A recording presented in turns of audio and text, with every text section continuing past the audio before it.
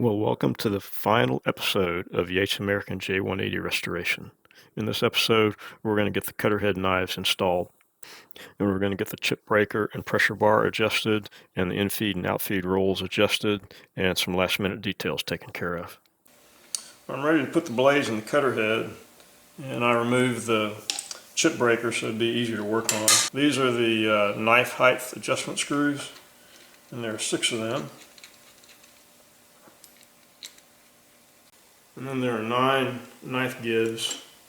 Before I put the knives in, I'm going to adjust each of these out just a little bit, make it easier.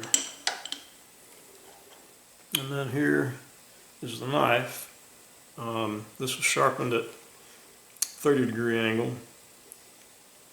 And I'm going to set these in here and just barely snug them up because I'm going to use a dial indicator with a little accessory to adjust the height.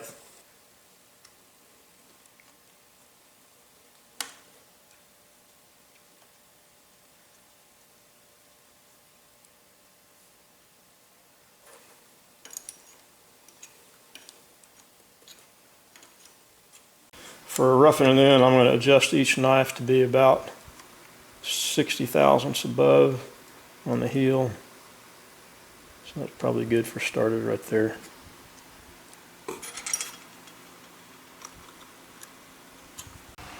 This one looks a little bit high.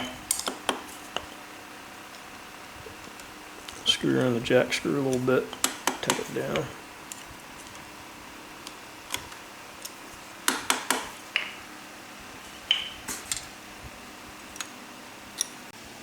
So that's the first knife set, and these gib screws are just barely snugged up, just enough to hold the knife in place.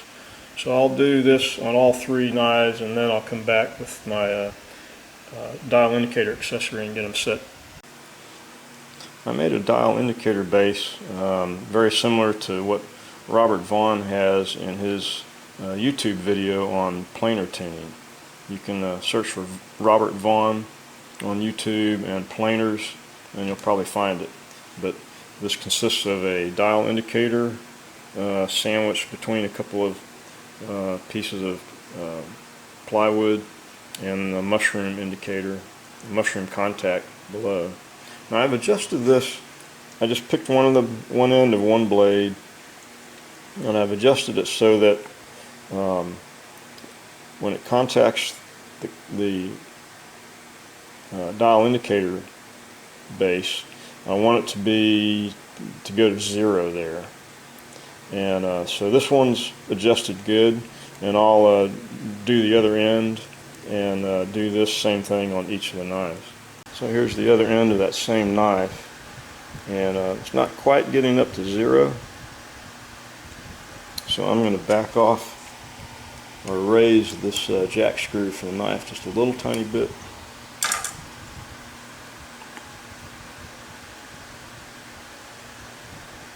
So that's a little better where I want it. So I'm going to snug all the gib screws just a little bit and move to the next knife and do the same thing.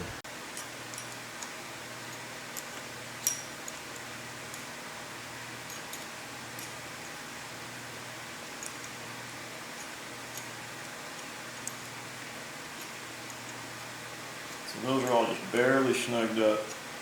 I probably should check the knife again before I move to the next blade.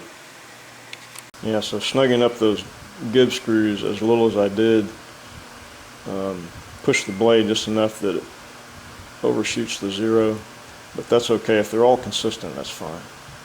Alright, I've got all the knives set to the height that I want. So tightening the gibs, I'm going to start with the center gib and tighten it just a little bit more.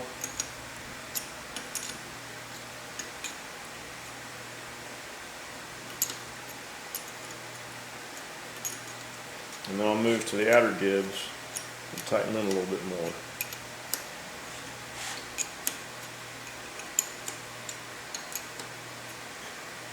So I'll do this a couple more times, gradually making it tight enough that I'm confident the gibs will hold the knives in place. Well, the next thing I want to do is adjust this pressure bar to be parallel to the edge of the blades. So I've got this height gauge adjusted to be right at the blade. And so now I'm going to use the same thing to adjust the height of the pressure bar. Excuse me.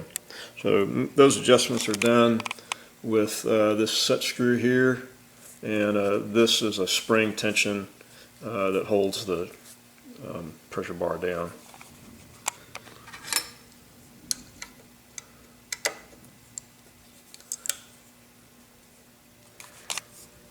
I'll go through a few iterations here to see if how high I need to adjust that pressure bar.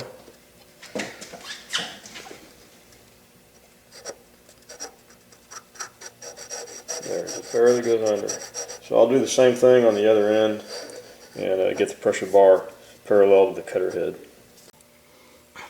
On this Yates American planer, the feed rollers are supposed to be set a 32nd of an inch below the blade and the pressure bar. So I'm going to reach around and crank this table height down a half a turn, and that's supposed to be a 32nd of an inch. Actually, that's not right.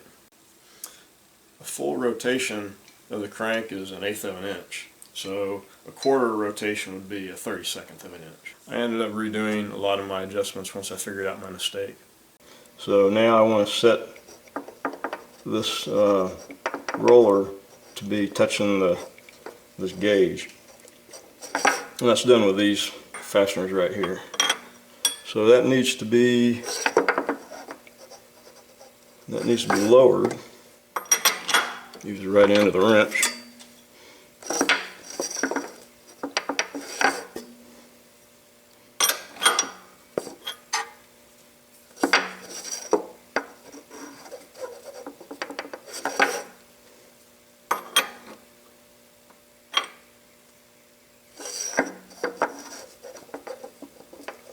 That's about where it needs to be. Then I'll lock this other nut down and then adjust the other ends of each roller the same way.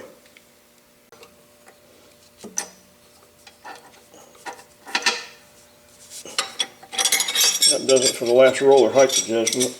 I made some new chip breaker rocker arms because the old ones were kind of bent up. On one of the machines, the rocker arms were aluminum and they were really messed up. So these rocker arms, they lift the chip breaker. When the roller is raised up from stock going through, they lift the chip breaker so the stock can go into the chip breaker.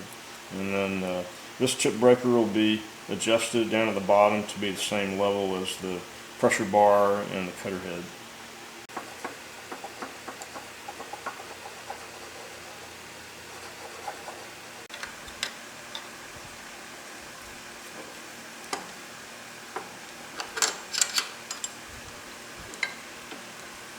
I thought before I put that front cross brace on, I'd show how these rocker arms lift the chip breaker.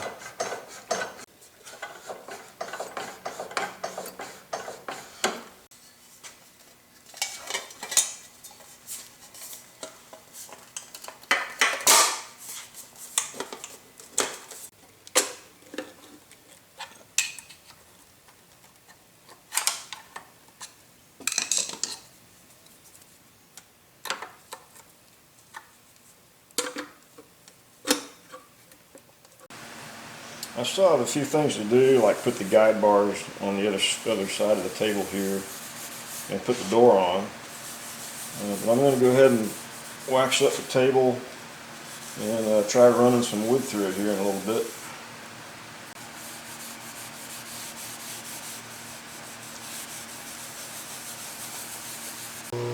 Alright, let's see how this first piece of wood goes through.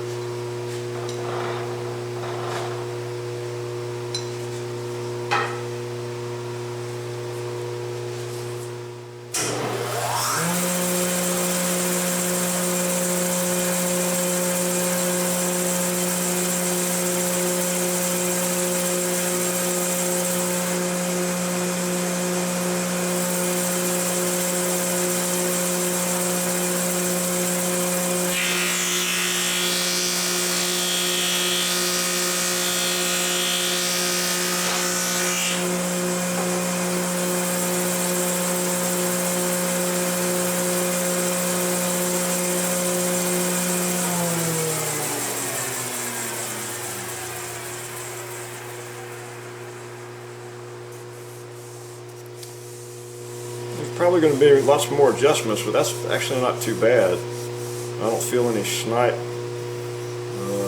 least not any significant snipe. So, good deal. First run through, first board.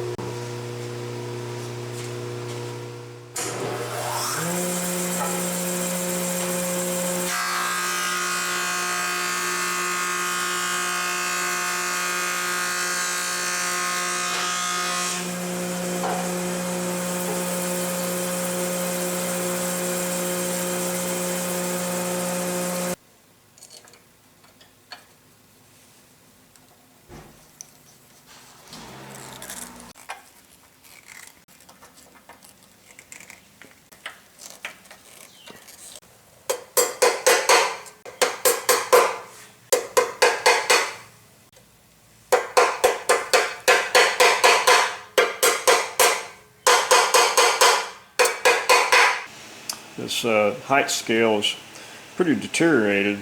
I got it cleaned up, but it's just barely showing the numbers. I'm going to go ahead and put it back on, and I'm going to tap these holes and put it on a screw so it can be removed later on if we want. I may put a digital readout on it later, but for now I'm just going to use this original scale.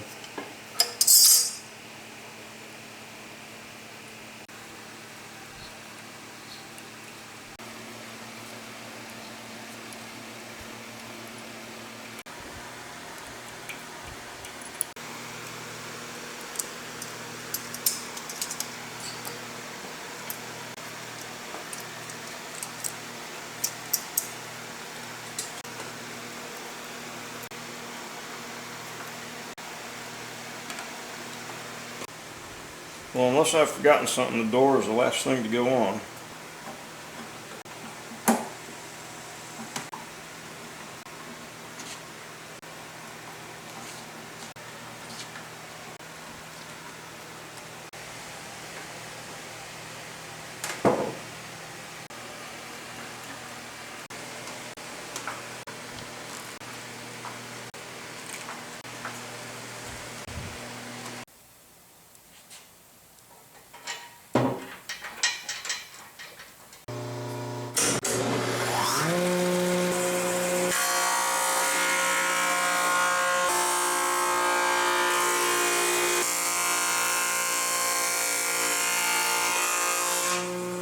Well, thank you so much for watching and sticking with me through all this restoration madness.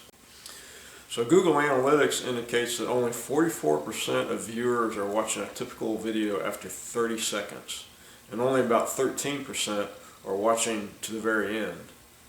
So thanks again for sticking with me. If you have questions about this J180, perhaps you've got one yourself that you're restoring, feel free to reach out to me either here or through owwm.org. So would I do this again? I don't know. I do have this machine's big brother waiting to be restored. It has some of its own problems, so we'll just have to see how it plays out as far as being able to accomplish the restoration on it. Thanks again for watching, and we'll see you sometime soon.